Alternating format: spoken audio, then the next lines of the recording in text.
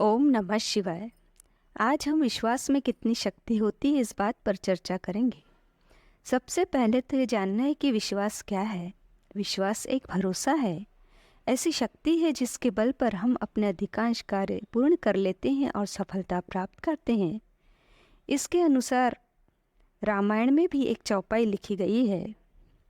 एक भरोसो एक बल एक आस विश्वास, एक भरोसो एक बल एक आस विश्वास, स्वाति सलिल रघुनाथ जस, स्वाति सलिल रघुनाथ जस, चातक तुलसीदास। अर्थात तुलसीदास जी कहते हैं कि मुझे अपने इष्ट श्री राम पर पूरा भरोसा है।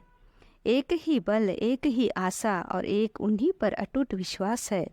ठीक वैसे ही जैसे भगवान श्री रघुनाथ जी यदि स्वाति नक्षत्र का जल है तो तुलसीदास जी चातक की पक्षी की तरह है। इस प्रकार स्वामी विवेकानंद जी भी कहते हैं कि स्वयं पर विश्वास और ईश्वर में विश्वास यही महानता का रहस्य है। स्वामी जी ने देखा है कि दुनिया का इतिहास कुछ ऐसे लोगों का इतिहास है जिन्हें खुद पर विश्वास था, और विश्वास ही ऐसी शक्ति है जो हमारे भीतर ईश्वरत्व को जगाता है। विश्वासम फलदायकम, इसको सिद्ध करने के लिए एक सत्य घटना हम प्रेषित करना चाहेंगे। एक बार स्वामी जी भगवा कपड़े पहने, पगड़ी पहने ट्रेन में सफ़र कर रहे थे। इसे वेश में देखकर एक साधारण सा यात्री उन्हें आलसी, कामचोर जैसे शब्दों की बौछार कर अपमानित करने लगा। फिर भी स्वामी जी कुछ न कहकर भी अपनी मुस्कुराहट को बनाए रखे। स्वामी जी भूख से भी व्याकुल हो रहे थे। इसी बीच एक स्टेशन आया। स्वामी जी और वह यात्री दोनों ही उतर गए। उस यात्री ने अपना भोजन निकाला और स्वामी जी को देखते हुए बोला कि यदि तुम कुछ कमाते तो आज तुम भी कुछ खा रहे होते।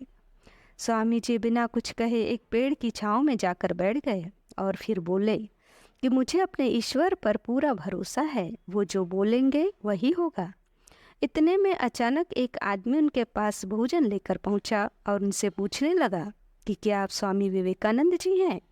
स्वामी जी के हाँ कहते ही वह शख्स उनके चरणों में गिर पड़ा और बोला कि आज मैंने एक स्वप्न देखा जिसमें एक आवाज़ आई कि मेरा परम भक्त स्वामी विवेकानंद यहाँ पर भूखा बैठा है, तुम जल्दी जाकर उसे भोजन करा दो। अब ये बातें उस यात्री ने जब सुनी तो वह दौड़कर स्वामी जी के पास आया और रोते रोते उनके चरणों में गिर पड़ा। तब स्वामी जी ने उसे बड़े दया भाव से उठाकर गले लगा लिया, क्षमा कर दिया। अब यहाँ पर एक बात गौर करने लायक है कि स्वामी जी को अपने आप भोजन प्राप्त हो गया, तो हमें भी ऐसे ही कुछ भी प्राप्त हो सकता है। ऐसा नहीं होता कि हम भी किसी पेड़ के नीचे बैठ जाएं और जो हम चाहें वह हमें मिल जाएगा, तो ऐसा कदापि नहीं होता। कर्म किए बिना किसी को कुछ भी प्राप्त नहीं होता। स्वामी जी ने अपने कठोर परिश्रम, त्याग, सेवा, भक्ति और योग मार्ग पर चलकर स्वयं को इस पद पर पहुंचाया जब कहीं उन्हें आज हम, आप और सारा संसार पूछता है।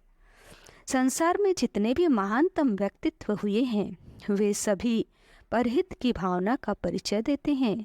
उनमें अपने कर्मों के प्रति अटूट विश्वास, अपनी भक्ति और त्याग, सेवा, समर्पण का परिचय मिलता है। साथ ही विश्वास की ज्योत उन सभी के जीवन को प्रकाशित करती है।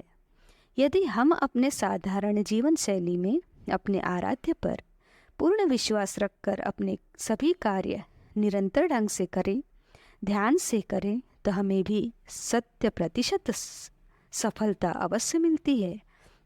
अपने आराध्य के प्रति स्मरण और मनन हमारे जीवन को सफल बना देता है। जब भी कोई गलत या दोषपूर्ण विचार मन मस्तिष्क में भटके तो तुरंत अपने आराध्य का ध्यान कीजिए। ध्यान लगाने के लिए हमें योग करना आवश्यक है, इसलिए योग साधना पर भी आप अपना पूरा ध्यान लगाइए, ताकि ऐसे मन से किए हुए कार्य सफल होते हैं। और इसी बात का आप पूर्ण विश्वास कीजिए। विश्वासम फलदायकम, इस कथन को सत्य सिद्ध करने के लिए एक उदाहरण हम और देना चाहेंगे कि एक नगर में एक सेठ सेठानी रहते थे। वे अपने परिवार में बड़ी खुशहाली से अपना जीवन यापन कर रहे थे। उस नगर में एक बार भागवत कथा प्रारंभ हुई, जिसे सुनने के लिए उनकी पत्नी तो प्रतिदिन जाया करती, किंतु सेठ जी जाया नहीं करते थे। एक दिन हुआ कि उनकी पत्नी ने मना कर अपने पति सेठ जी को भागवत सुनने के लिए ले कर गई। अब घर लौटने के बाद सेठ जी ने से पूछा गया कि आपने कथा में क्या सुना। तो सेठ जी ने कहा कि हमने तो केवल आइए, बैठिए और जाइए इतना ही सुना।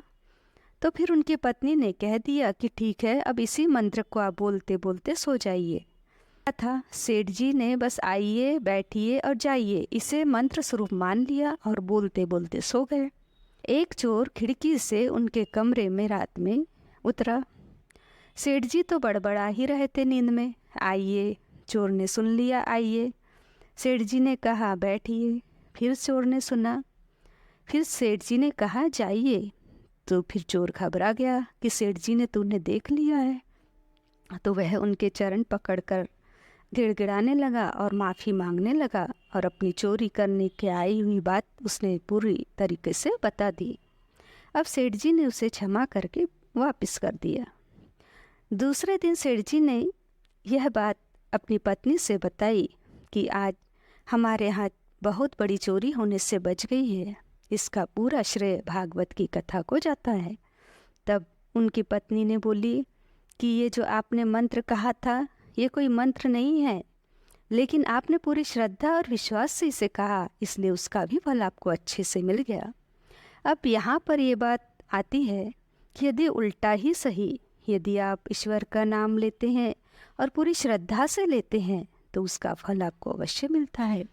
यदि आप किसी औषधि पर, किसी वैद्य पर, किसी डॉक्टर पर पूर्ण श्रद्धा रखते हुए अभी औषधि को लेते हैं, आपको उससे भी फायदा होता है।